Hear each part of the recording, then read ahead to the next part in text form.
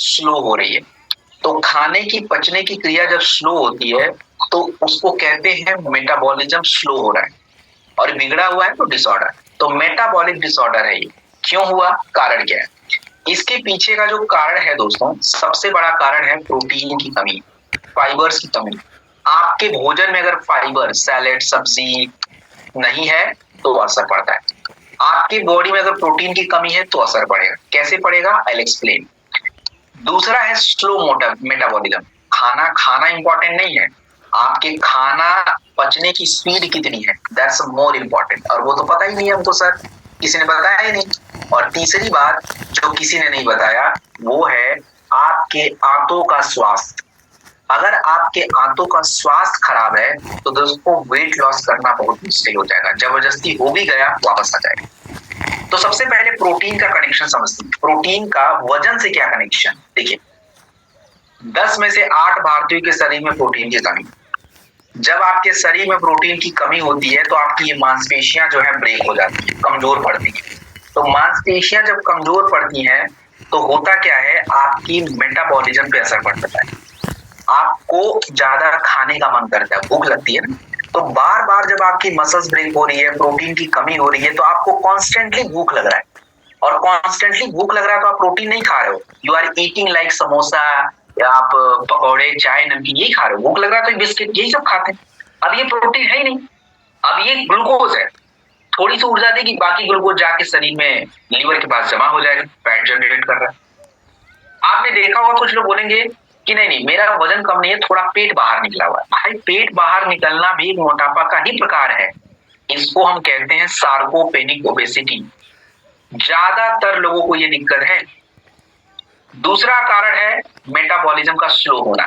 अब देखिए क्या होता है, जैसे जैसे हमारी उम्र बढ़ती है, तनाव बढ़ता है, तो हमारे खाने की पचने की क्रिया और खाना पचने के बाद जो ऊर्जा मिलती है उसमें स्लो डाउन हो जाता है। आपका जो बॉडी है वो आपको एनर्जी नहीं दे पाता खाना खाने के बाद भी, कोलेस्ट्रॉल जमा होने शुरू हो जाते हैं।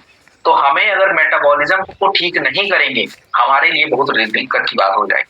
और आपको बता दूं, आपके आंतों का स्वास्थ्य ये भी बहुत जरूरी है वेट कंट्रोल करना। क्योंकि देखिए 90% आपके जो खुश रहने का हार्मोन्स है वो आपके आंतों में बनेगा। 70% आपकी इम्यूनिटी आपकी आंतों से डिसाइड होगी। और होता क्या है कि जब खाना नहीं पचेगा, प्रॉपर डाइजेशन नहीं होगा, तो आपकी बॉडी में चर्बी जमा होगा और सूजन बढ़ेगा, कॉन्स्टिपेशन, ब्लॉटिंग, एसिड रिफ्लक्स, ये सब दिक्कत आएगी।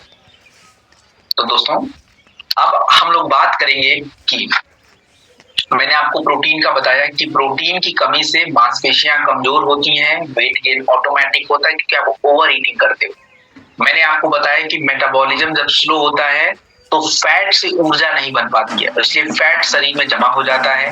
और मैंने बताया कि आंतों के स्वास्थ्य बिगड़ते हैं तो पाचन क्रिया बिगड़ती है, पेट फूलने की दिक्कत आती है, सूजन बढ़ता है और खाने का बार बार मन करता रहता है, हार्मोन डिस्टर्ब होते हैं। आपको मैं एक एग्जाम्पल बता देता हूँ। वो एग्जाम्पल क्या है, एग्जाम्पल ये है दोस्तों कि देखिए होता क्या है, विद्या बालन जी का एक इंटरव्यू है, यूट्यूब पे देख लेना। और उस इंटरव्यू में देखो कहा गया, मतलब उन्होंने बताया कि पहले उनका वजन बहुत ज्यादा था, उन्होंने बहुत सारे डाइट, न्यूट्रिशन, वर्कआउट ट्राई किए बट वजन कंट्रोल नहीं हुआ। बाद में उनको समझ आया कि उनका जो गट हेल्थ है, आंतों का स्वास्थ्य, वो बिगड़ा हुआ है। और जब गट हेल्थ को ठीक किया गया तो खाना प्रॉपर डाइजेस्ट होना शुरू हो गया, एक्यूमुलेशन कम हो गया। तो हमें इन तीनों पे ही काम करना है और उसके लिए हम जो प्रोडक्ट आपको देने वाले हैं ये 3 प्रोडक्ट, इसका स्क्रीनशॉट लीजिए, क्विकली जल्दी से स्क्रीनशॉट लीजिए एंड इसको मैं एक्सप्लेन करता हूँ। स्लिम डॉक वेक्चा एक्टिव फाइबर। स्लिम डॉक वेक्चा एक्टिव फाइबर को लेना है, तीनों का स्क्रीनशॉट लीजिए और लिख लीजिए इसको, स्लिम डॉक, वेक्चा और एक्टिव फाइबर। इन्हीं 3 प्रोडक्ट को हमें लेना होगा। Take the screenshot. चलिए अब एक एक करके